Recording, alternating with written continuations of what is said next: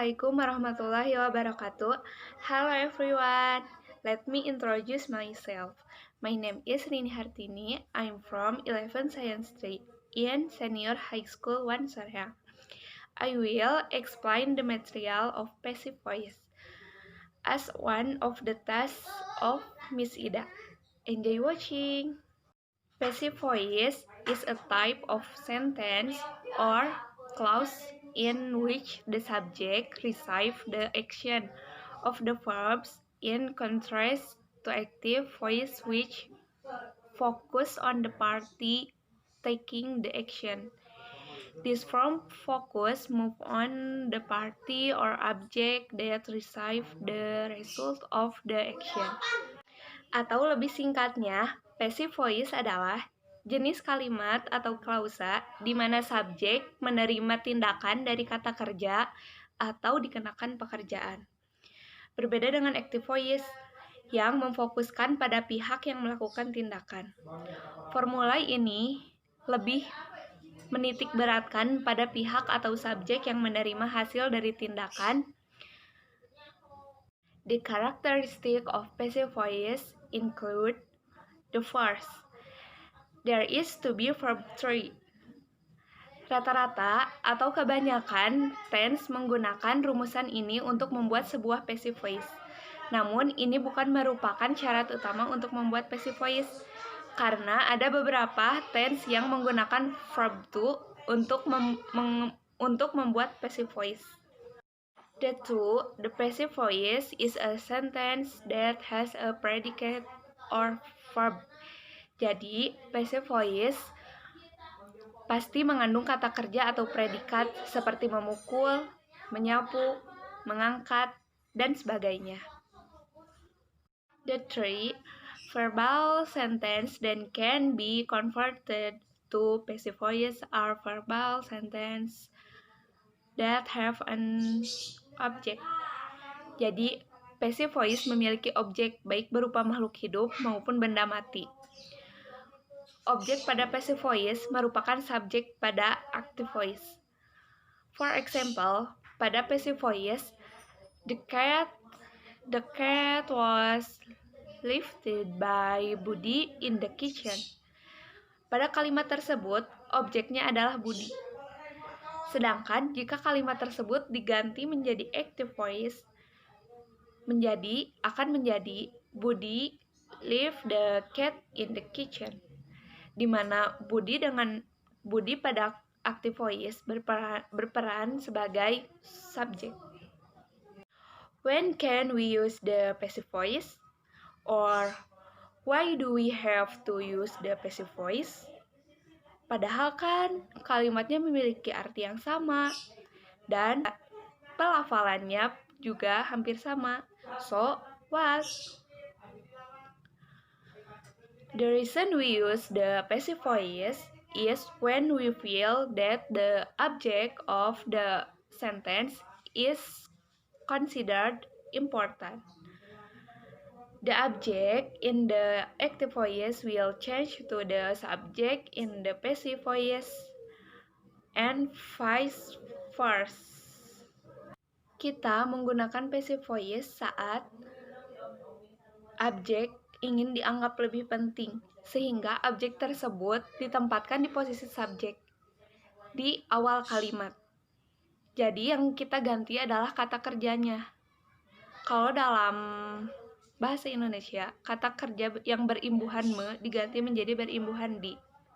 However, we all need to know that not all active voice can be converted into passive voice, because the main requirement to change the active sentence into a passive sentence is that the active sentence must have an object.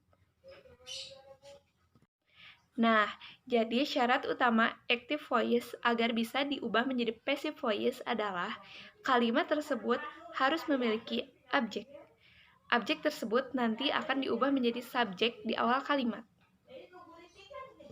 Generally, active sentence that can be transformed into passive sentence are in the form of active sentence containing transitive verbs atau verbs yang membutuhkan objek langsung seperti make, bring, buy, write, and so on. Conversely, passive sentence that contain intransitive verbs atau verbs yang tidak membutuhkan objek langsung seperti cry, swim, go, arrive, and cannot be converted into passive sentence. The passive voice formula. Sama seperti tense pada umumnya, passive voice juga menggunakan rumus untuk menyusun kalimatnya. Rumus yang digunakan adalah subject plus to be plus past participle plus by agent. Sebagai contoh, pada kalimat Rido is pushed by me when Mr. Dakir class, di mana Rido berperan sebagai subjek, is sebagai to be, punched sebagai verb 3, dan when Mr. Dakir class sebagai by agent. Dalam passive voice, auxiliary verbs yang digunakan menentukan jenis tense yang digunakan pada kalimat tersebut. Misalnya, apabila menggunakan am, is, are, maka kalimat tersebut termasuk present tense. Dan apabila menggunakan was dan were, maka kalimat tersebut tergolong sebagai past tense. Penggunaan kalimat pasif dengan perfect continuous tense biasanya jarang digunakan karena menghasilkan struktur kalimat yang terlalu rumit dan sulit dipahami. Oleh karena itu, hal ini sebaiknya dihindari meskipun secara tata bahasa benar. Example for active voice or passive voice.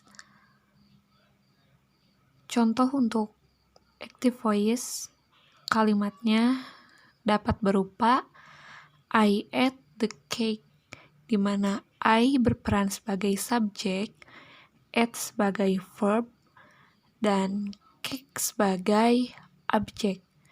Sedangkan jika kalimat tersebut diubah menjadi bentuk passive voice, maka kalimatnya berubah menjadi the cake was eaten by me, di mana cake berubah peran menjadi subjek, it tetap menjadi verb, dan me berubah menjadi agent.